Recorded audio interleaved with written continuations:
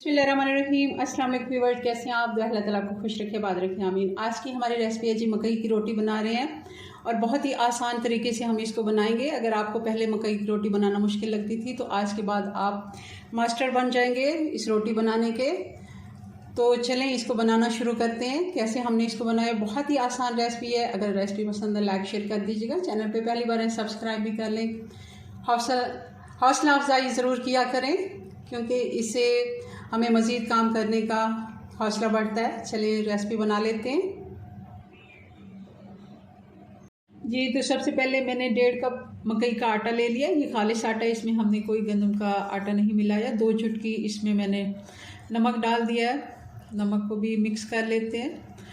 और पानी हमने इसमें नॉर्मल नहीं लेना, इसमें नीम गर्म पानी लेना है। बहुत ज़्यादा गर्म भी नहीं और ठंडा पानी तो बिल्कुल भी नहीं, क्योंकि इससे आटा जो है वो बिल्कुल नहीं अच्छा गूंदा जाता और रोटी अच्छी नहीं बनती। ये मैंने ओवन में ही 1 कप पानी गर्म कर लिया। और मैं एक दफ़ा हल्के हाथ से इसको मिक्स कर लेते हैं ताकि हाथों को ये थोड़ा चिपक जाता है। फिर बाद में इसकी अच्छे से हम बाइंडिंग करेंगे। थोड़ा थोड़ा पानी मिलाते जाएंगे क्योंकि थोड़ा पानी गर्म होता है, बहुत ज़्यादा गर्म तो नहीं है, हाथ से बर्दाश्त हो जाता है, मगर इस तरह अगर आप कर लेते हैं तो बहुत ही अच्छा आटा गूंदा जाता है जी। तो अब काफ़ी हद तक आटा हमारा सेट हो गया। अब हम इसको हाथ से मसल के अच्छे से गूंद लेते हैं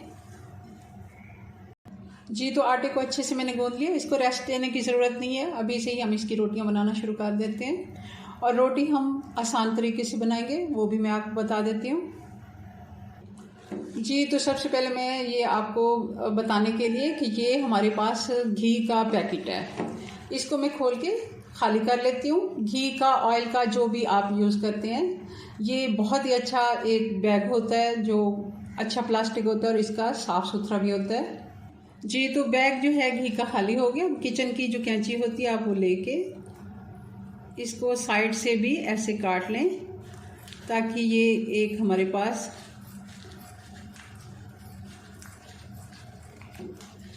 ये देखें। अब ये क्योंकि इसके अंदर पहले से घी था तो इसको हमें ग्रीस करने की भी ज़रूरत नहीं है।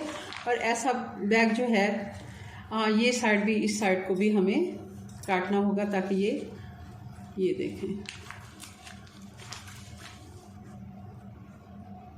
जी। तो अब दोनों साइड से इसको हमने काट लिया। तो ये देखें बहुत ही अच्छा हमारे पास एक, यूँ समझें कि ये सीधा सा शॉपर हमारे पास तैयार हो गया पॉलीथीन।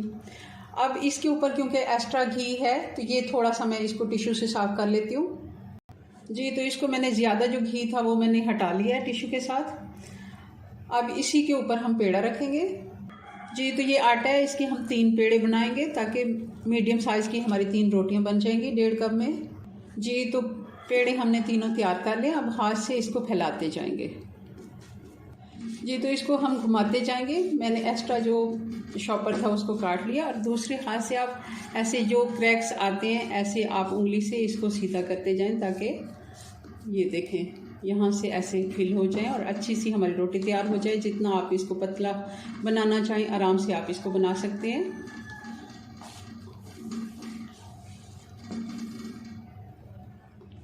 जहाँ जहाँ से आपको लगे कि इसकी थोड़ी सी गुलाई में है कुछ, तो आप इसको आराम से बना सकते हैं। रोटी हमारी अच्छी से तैयार हो गई है। तवा गरम करते हैं और इसको डाल देते हैं जी। तो तवा हमारा अभी बहुत ज़्यादा गर्म नहीं है, इसके ऊपर हम ऐसे ही डाल देंगे और इसको ऐसे शापर को उठा लेंगे। देखें कितनी आसानी से रोटी हमारी तवे पे भी शिफ्ट हो गई है, कोई हमें इसके टूटने का कोई डर नहीं है। और आसानी से ये बिगनर के लिए बहुत ही अच्छी रेसिपी है। अगर आप इस तरह अगर रोटी बनाते हैं तो आराम से बना सकते हैं, कोई इशू नहीं है।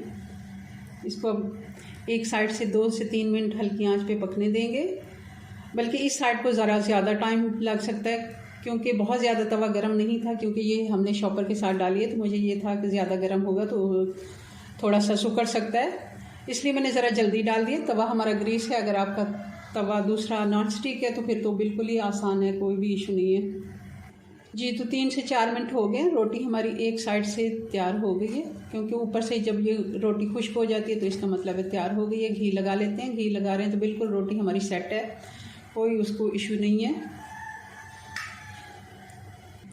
जी तो मैं इसको, ये देखिए किस तरह आसानी से ये पलट गई है। इस साइड को ज़्यादा टाइम नहीं लगेगा, पहली साइड को ज़्यादा टाइम लग जाता है क्योंकि तवा बहुत ज़्यादा गर्म नहीं था और हल्की आंच पे इसको हम पका रहे हैं। बहुत ज़्यादा तेज़ आंच पे अगर पकाएं तो रोटी अंदर से फिर थोड़ी नरम रह जाती है और कच्ची महसूस होती है।